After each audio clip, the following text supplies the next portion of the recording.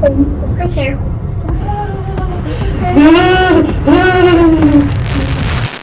It's okay.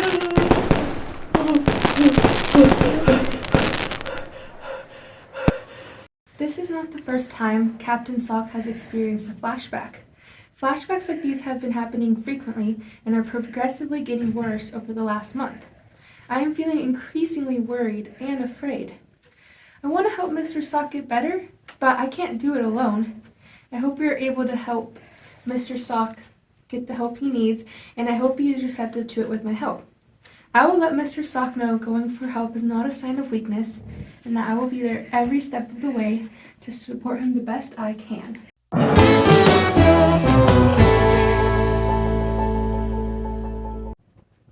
Before you see the provider, I'm going to ask you some questions for a tool called the SAFE-T or Suicide Assessment 5-Step Evaluation and Triage.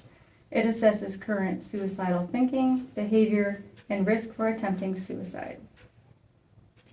Okay, let's do it.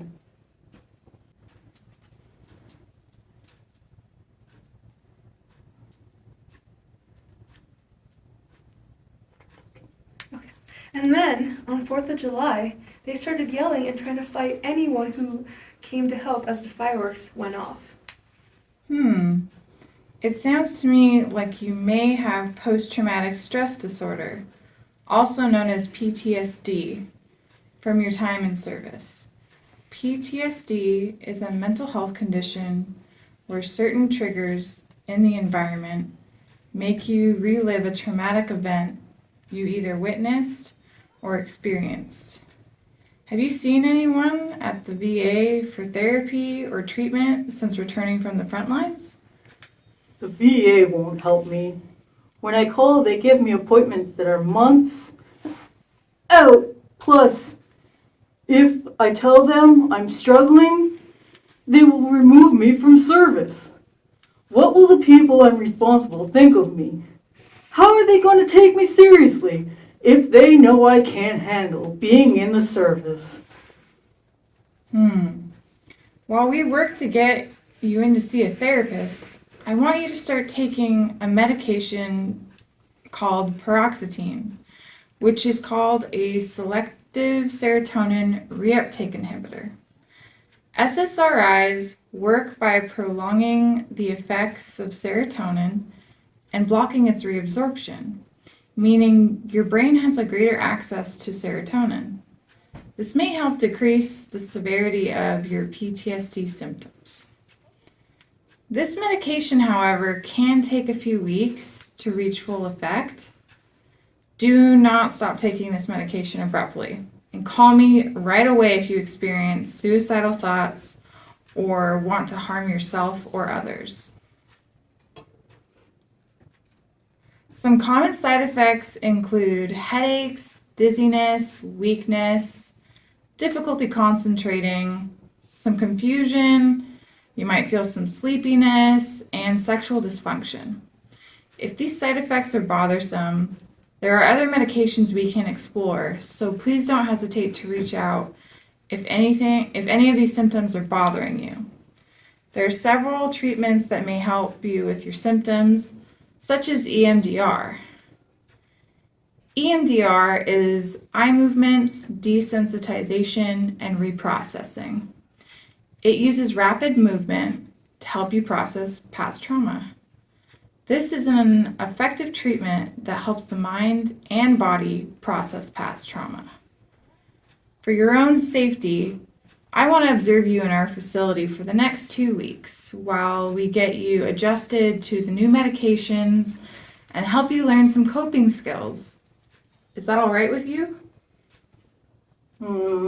It's okay, babe. I'll be there every step. I'll come and visit, please. Okay, let's do it.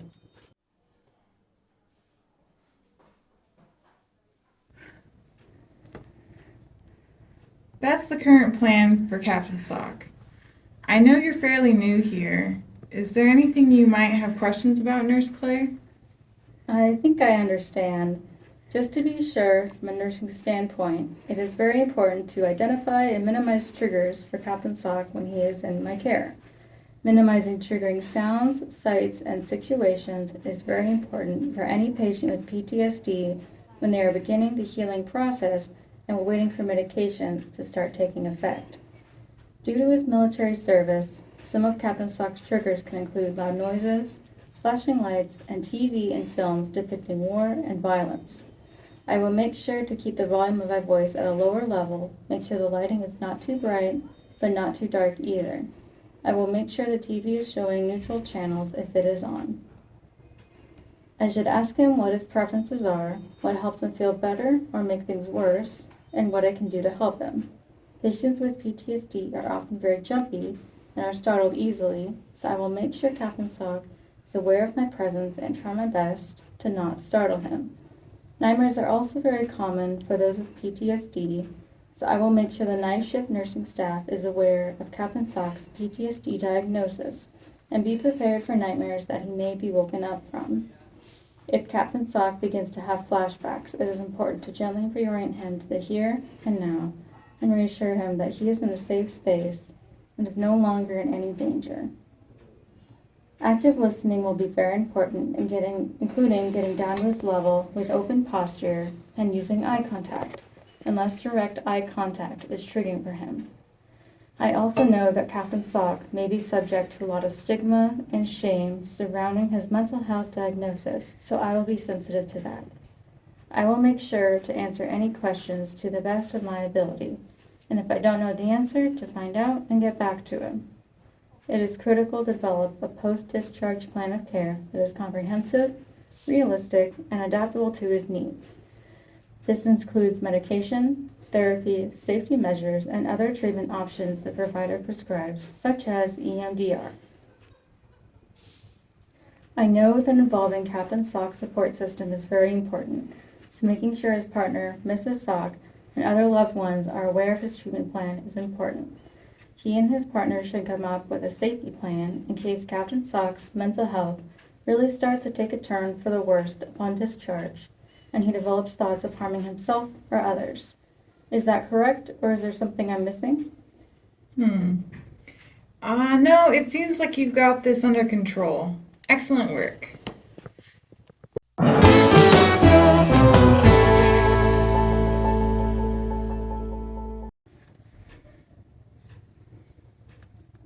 So we have a safety plan, and we've gone over your follow-up appointment times and medications. Dr. Jones or I will be calling you to check in tomorrow and make sure you're doing okay. Do you have any questions for me? No, I think you've covered everything clearly. Thank you so much. I'm not sure how I can explain how dark and lonely it was. I felt like I was to blame for Buddy's death, like I should have died instead. I'm so glad you were able to help me see I couldn't have saved Buddy by dying. I felt like I was heading into combat all the time. I never knew what was going to come at me from any corner. Every loud noise sounded like a bomb to me. It was like I was living in my nightmares all the time. Now I feel like maybe, someday, I will be able to be normal again. Mrs. Sock was the only reason I didn't turn to suicide or drugs to make it all stop. Mwah. I've made sure the safety plan is in a few different places in the house, and I've gotten a safe for medication. Thank you for all you've done to help Captain Sock manage his PTSD. And so we close on Captain Sock's story. PTSD, like Captain Sock's, isn't the only type of PTSD you may need to help a patient with. PTSD usually occurs after one traumatic event, whereas complex PTSD is caused by severe and long-lasting abuse. 8% of the general population has PTSD. Complex PTSD, also known as disorder of extreme stress, not otherwise specified, DES-NOS. Complex PTSD causes interpersonal and emotional problems, as well as the standard symptoms of PTSD. Complex PTSD is not in the DSM-5, whereas PTSD is. Individuals experiencing prolonged trauma use splitting and dissociation as defense mechanisms. Most of the individuals who are diagnosed with borderline personality disorder or dissociative identity disorder endure complex trauma during childhood. Now let's check your understanding.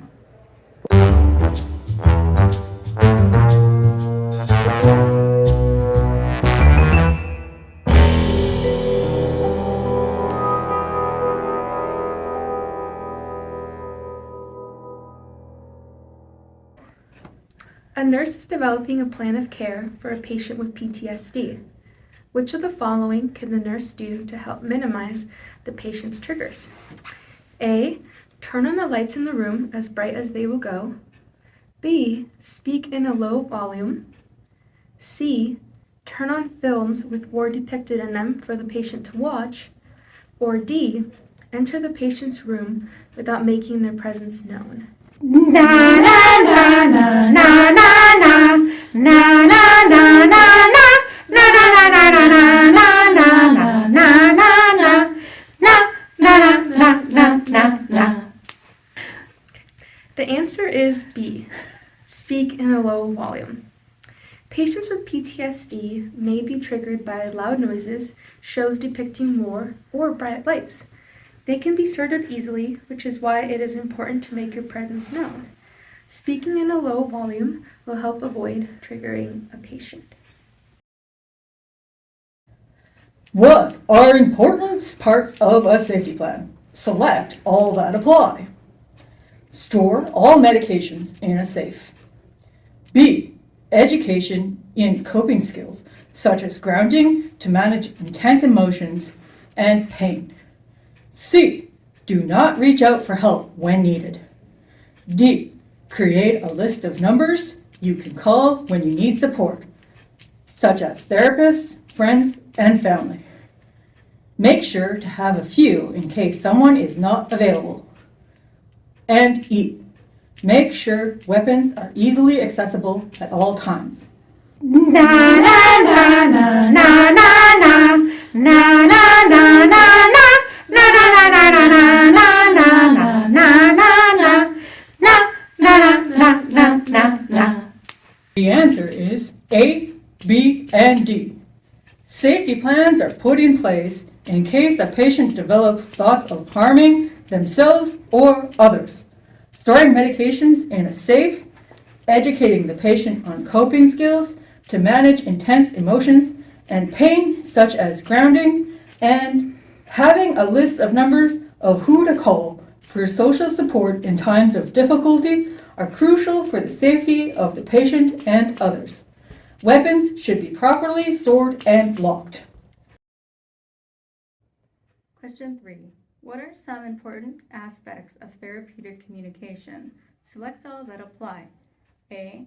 Having empathy by being able to understand where the patient's thoughts and feelings are coming from. B.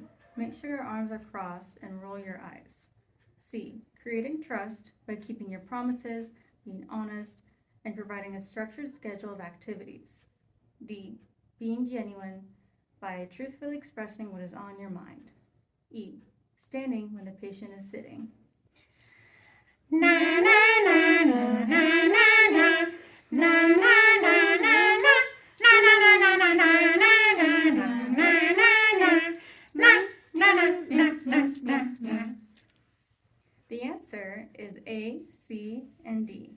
Being empathetic, creating trust, and being genuine are key aspects of therapeutic communication and are essential to helping the patient heal.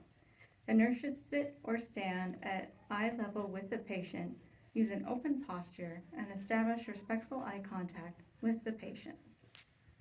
We hope you've learned a bit about PTSD and what our patients may experience. Thank you.